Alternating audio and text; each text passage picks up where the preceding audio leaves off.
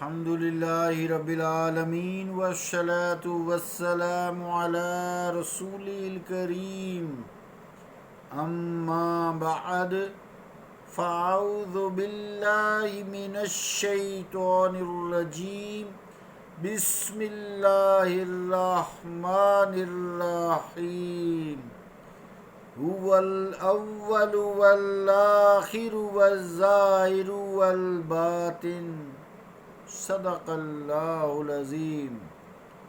واجب الاحترام سامعین، السلام علیکم ورحمۃ اللہ وبرکاتہ۔ آیت کریمہ کا جو حصہ تلاوت کیا ہے اس کا ترجمہ یوں ہے: هو الاول والآخر، وہی تو ہے جو اول ہے اور آخر ہے، والظاہر والباطن، وہی ظاہر ہے وہی باطن۔ اس حوالے سے ہر جگہ ہی وہ اول ہے، ہر جگہ ہی وہ آخر ہے، ہر جگہ ہی وہ ظاہر ہے، ہر جگہ ہی وہ چھپا ہوا ہے، چھپ کر بھی ظاہر ہے اور ظاہر ہو کر بھی چھپا ہوا ہے۔ تو بہرحال قرآن کریم کی آیت ہے، اس کی تشریح پیچھے کرتے بھی آئے ہیں۔ تو آئیے آج اس حوالے سے جو اصطلاح ہے، اصطلاح ہمہ اوست کی ہنگامہ آرائیاں، ایک ہنگامہ بھی پایا نا، وہ کہہ جو رہا ہے هو الاول والآخر والظاہر والباطن، وہی اول ہے وہی آخر ہے، ظاہر بھی ہے باطن بھی ہے۔ ظاہر ہے تو نظر تو نہیں آتا، پھر ظاہر کیسے ہے؟ ہاں، دیکھنے والی آنکھ چاہیے، دیتا وہی ہے۔ دیکھنے والی آنکھ چاہیے نا، دیتا وہی ہے۔ آنکھ کی قوت بھی وہی دیتا ہے نا۔ اسی کو علامہ اقبال رحمۃ اللہ علیہ نے کہا ہے نا کہ اے حقیقت منتظر، نظر آ کبھی لباس مجاز میں، ہزاروں سجدے تڑپ رہے ہیں میری جبین نیاز میں۔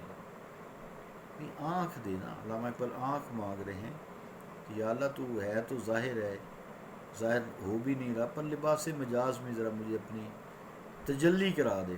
اس کی تشریح میں نے کافی کی ہے، آئندہ بھی جب وقت آئے گا کروں گا۔ تو عزیزان گرامی قدر، اس اصطلاح کو سمجھنے کے لیے ہمہ اوست کو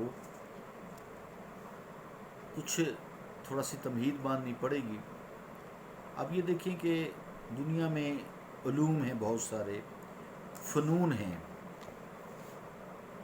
پھر ان کی اصطلاحات ہیں، پھر ان کی تشریحات ہیں، پھر ان کی تعبیرات ہیں۔ ان باتوں نے، تشریحات نے، تعبیرات نے علمی دنیا میں علمی مارکوں اور نظریات کو جنم دیا۔ بے شمار اصطلاحات معرض وجود میں آئیں۔ اسی طرح جو تزکیہ نفس ہے، جس کو تصوف کی اصطلاح بولتے ہیں، وَيُزَكِّيَاتِ، پوری آیت اس طرح سے نا، یَتْلُو عَلَيْهِمْ آیَاتِهِ وَيُزَكِّيهِمْ وَيُعَلِّمُهُمُ الْكِتَابَ وَالْحِکْمَةَ، آپ ان پر قرآن کی آیتیں پڑھتے ہیں، ان کا تزکیہ نفس کرتے ہیں، انہیں قرآن سکھاتے ہیں، کتاب سکھاتے ہیں، وَيُعَلِّمُهُمُ الْكِتَابَ وَالْحِکْمَةَ، اور دانائی سکھاتے ہیں۔ اسی طرح تصوف جو ہے تزکیہ نفس کے حوالے سے، اس کی ایک مشہور اصطلاح ہے ہمہ اوست۔ تو اس کے سمجھنے کے لیے بھی مارکہ آرائی ہوئی۔ پھر مسلک وجود میں آئے، وجودی اور شہودی۔ وجود ہونا، اللہ تعالیٰ وجود سے پاک بھی ہے، اور شہود ہونا، گواہ ہونا، یعنی ہر جگہ موجود بھی ہونا۔ تو منکرین تصوف جو ہیں، ان کا سب سے بڑا اعتراض یہ ہے کہ صوفیہ ہمہ اوست کے قائل ہیں،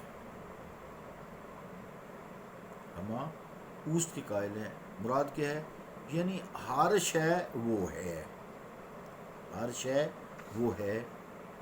جس طرح عقیدہ حلول کے بارے میں بھی گفتگو ہوئی ہے کہ ہر چیز میں وہ حلول کیے ہوئے ہے، اس لیے وہ چیز نظر آتی ہے اللہ رب العالمین. تو اسی طرح جو اصطلاح ہمہ اوست ہے، وہ یہ کہتے ہیں کہ جو ہمہ اوست کے لوگ قائل ہیں صوفیہ کرام، وہ یہ کہتے ہیں ہر شے وہ ہے. تو یہ صاحب علم صوفیہ پر ایک محض الزام تراشی ہے، اور الزام تراشی کی وجہ یہی بنی کہ انہیں بات سمجھ نہ آئی، کیونکہ وہ ہمہ اوست میں ہمہ ازوست کے قائل ہیں. ہمہ اوست ہے نا، اس کے اندر جو ہے ہمہ ذیل آگی ازوست بن گیا. تو وہ کہتے ہیں کہ ہمہ اوست کا مفہوم بھی یہی ہے. کیا مفہوم ہے کہ تعینات باری تعالیٰ کے مظاہر ہیں جتنے بھی ہیں، ذات کا عین ہرگز نہیں. تھوڑا سا یہ مشکل ہے، ذات کا عین نہیں. اب جیسے پھول ہے نا، اس کی مثال بھی دی، آئینے کے سامنے رکھ لیں تو وہ آئینے کے اندر بھی پھول سیم نظر آتا ہے جو باہر ہوتا ہے. اندر تو عکس ہے نا، پرتو ہے اس کا، اور باہر عین ہے اور وہ اس کا غیر ہے. اب پھول کی خوشبو تو اس میں ٹرانسفر نہیں ہوئی، اس کی کوئی بھی صفت اس پھول کے اندر جو ہے وہ ٹرانسفر نہیں ہوئی جو شیشے کے اندر ہے. تو پھر صفات برقرار رکھتے ہوئے اس نے وہ دکھایا نا، پھول نظر تو سیم ہی آتے ہیں. اس کو ہٹا دیں گے تو وہ بھی غائب ہو جائے گا. اللہ تعالیٰ تو حی قیوم ہے نا، جب اپنی صفات کا ظہور وہاں سے ہٹا دیتا ہے وہ فنا ہو جاتی ہے چیز. کل من علیہا فان، قرآن نے بھی کہا ہے کہ جو کچھ زمین پر ہے فنا ہونے والا ہے. تو بہرحال وہ یہ کہتے ہیں کہ ہمہ ازوست کے جو قائل ہیں ان کے نزدیک ہمہ اوست کا مفہوم بھی یہی ہے کہ جو تعینات ہیں، جو ہمیں چیزیں نظر آتی ہیں، اس میں اللہ تعالیٰ نے اپنا اظہار کیا ہے. تعینات ذات باری تعالیٰ کے جو مظاہر ہیں وہ ذات کا عین ہرگز نہیں. یہاں آ کے اختلاف ہوا.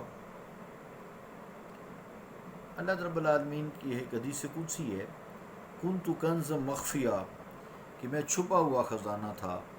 فاحببت ان اعرفا، میں نے چاہا کہ میں پہچانا جاؤں. فخلقت الخلق، میں نے مخلوق کو تخلیق کیا. یہ ساری ہمیں جو چیزیں نظر آتی ہیں نا، چیزیں جتنی بھی ہیں اللہ تعالیٰ کی مخلوق ہے نا، اللہ تعالیٰ نے اپنی صفات کا اظہار ان سے کیا ہے. ان کو ہم تعینات بولتے ہیں.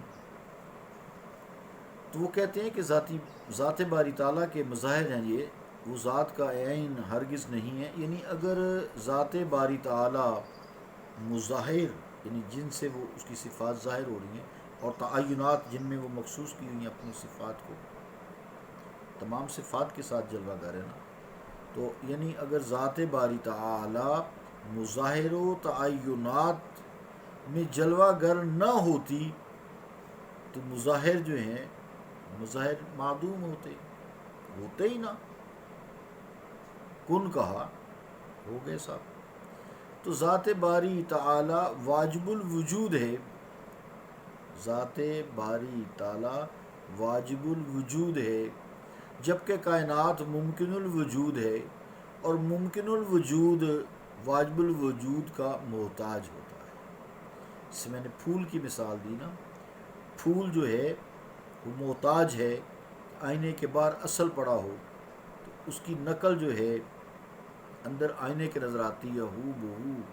تو مراد یہ وہ جو اندر نظر آ رہا ہے، جو اس پھول کو ظاہر کر رہا ہے کہ باہر اصل رکھا ہوا ہے، وہ اس کا محتاج ہے.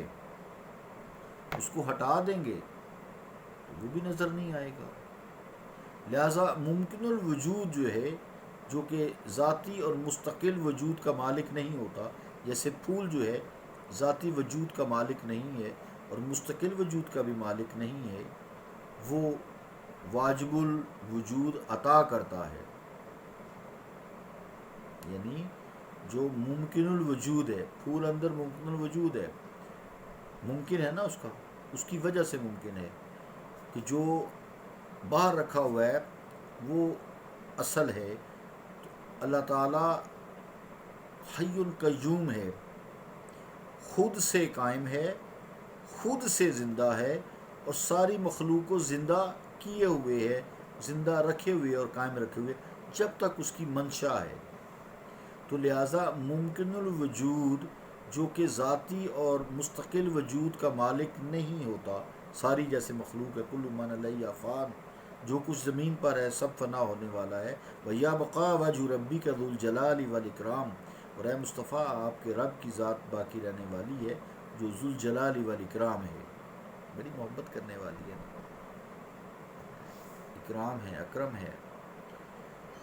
تو ذاتی اور مستقل وجود کا جو ممکن الوجود ہے وہ مالک نہیں ہوتا، اور وجود واجب الوجود عطا کرتا ہے، جس کی بدولت وہ عالم نابود سے بود اور دنیا نیز سے عالم ہست میں قدم رکھتا ہے. مراد یہ کہ اللہ تعالیٰ کی اگر اپنے آپ کو ظاہر نہ کرنا چاہتا تو مخلوق ہی نہ پیدا کرتا. اور اللہ تعالیٰ نے اپنی ذات صفات جو ہے وہ اپنی مخلوق سے ظاہر کی ہیں، اپنی ذات صفات اور کمالات پر قائم رہتے ہوئے. اللہ کی نہ ذات نہ کوئی صفت کسی مخلوق میں ٹرانسفر ہوئی ہے، اسے ہی حلول کہتے ہیں. تو اس لیے اللہ تعالیٰ کے وجود کے بغیر کسی بھی مخلوق کا وجود ممکن نہیں ہے. اس لیے تمام مخلوق ممکن الوجود ہے، اور اللہ رب العالمین جو ہے وہ واجب الوجود ہے، واجب الشہود ہے. تو تھوڑا سا مشکل ہے، اسی طرح انشاءاللہ تعالیٰ اسی کو ہم نا آگے تھوڑا سا ٹائم لگائیں گے، کل کنٹینیو کریں گے. صلی اللہ تعالی علی رسول خیر خلقہ محمد وعلی آلہ وصحابہ اجمعین برحمتک یا ارحم الراحمین.